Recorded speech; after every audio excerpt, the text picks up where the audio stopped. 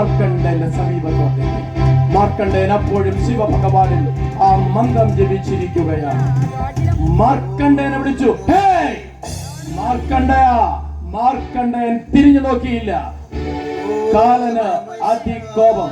കോപാക്രാന്തനായി തീർന്ന കാലൻ തന്റെ കയ്യിലിരുന്ന ആ കയറെടുത്ത് പാശമെടുത്ത് മാർക്കണ്ഡേയനെ ലക്ഷ്യമാക്കി എറിഞ്ഞു.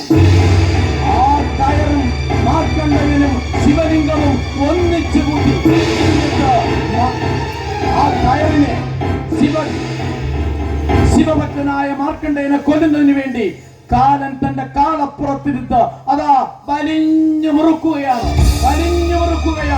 അതാ വലിഞ്ഞു മുറുക്കുന്നതിന്റെ ഇടയിൽ കാലന് നമ്മുടെ ശിവഭഗവാന് ശ്വാസം മുട്ടുന്നു. അതാ കണ്ണ് പുറത്തേക്ക് തള്ളുന്നു.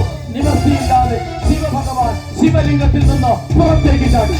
ശിവഭഗവാൻ പുറത്തേക്ക് ചാടിയതോടുകൂടി കാലൻ അസ്തമിച്ചു എന്ന് തന്നെ പറയാം. കാലനെ നോക്കി അദ്ദേഹം തന്റെ ചൂണ്ടുവിരൽ കാണിച്ചു. കാലൻ ഭസ്മീകൃതമായി. അങ്ങനെ കുറെ കാലം ഇവിടെ കാലൻ ഇല്ലാത്ത കാലമായി മാറി എന്ന് ആ പുരാണം ഉദ്ഘോഷിക്കുന്നു.